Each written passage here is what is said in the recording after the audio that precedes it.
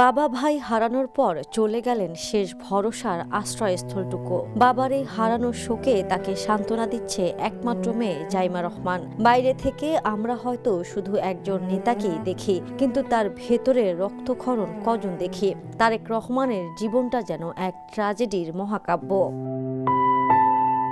৬ বছর বয়সে যখন খেলার সময়, তখন তিনি মায়ের সাথে গৃহবন্দী। ৭১-এর সেই উত্তাল দিনগুলো কেটেছে মৃত্যু ভয়ে। কখন তাদের মেরে ফেলা হবে এই আতঙ্কে কেটেছে শৈশব। ১১ বছর বয়সে আবারও গৃহবন্দী। সিপাহী জনতার বিদ্রোহের সেই ৩ দিন বাবা মায়ের সাথে মৃত্যুর প্রহর গুনেছেন। ১৫ বছর বয়সে মাথায় আকাশ ভেঙে পড়ল।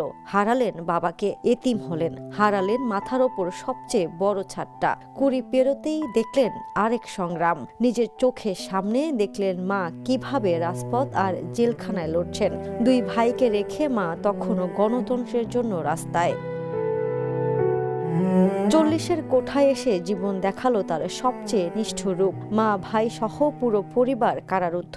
রিমান্ডের নামে ভেঙে দেওয়া হলো তার মাজার হাড়। তিলে তিলে মৃত্যুর দিকে ঠেলে দেওয়া হলো আদরের ছোট ভাইকে। জেল থেকে বের হয়ে উন্নত চিকিৎসার জন্য লন্ডন গেলেন, কিন্তু ছোট ভাই কোকো আর ফিরল না।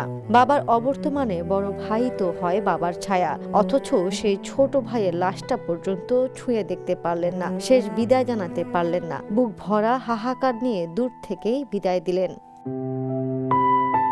৫০-এর ঘরে যখন পা দিলেন, তখন দেখলেন আরেক অমানবিক দৃশ্য। বৃদ্ধ অসুস্থ মাকে এক পরিত্যক্ত ভুতুড়ে কারাগারে বন্দী করে রাখা হয়েছে। বছরের পর বছর মা সেখানে মৃত্যুর সাথে লড়ছেন। অবশেষে জুলাই এলো, মা মুক্তি পেলেন, লন্ডনে গেলেন, ছেলের সাথে কিছুদিন কাটালেন। কিন্তু নিয়তি বড় নিষ্ঠুর। দেশে ফেরার ১ সপ্তাহ না হতেই বিদায় নিলেন সেই মমতাময়ী মাও। বাবা গেল, ছোট ভাইও গেল, এখন মাও চলে গেলেন। এই দুনিয়ায় নিজের রক্ত বলতে, আপন বলতে আর কেউ রইল না। এক জীবনে একজন মানুষ আর কতটা হারাতে পারে। জীবন তারেক রহমানকে যা দিয়েছে তার চেয়ে ১০০০ গুণ বেশি কেড়ে নিয়েছে। Desk report, the news.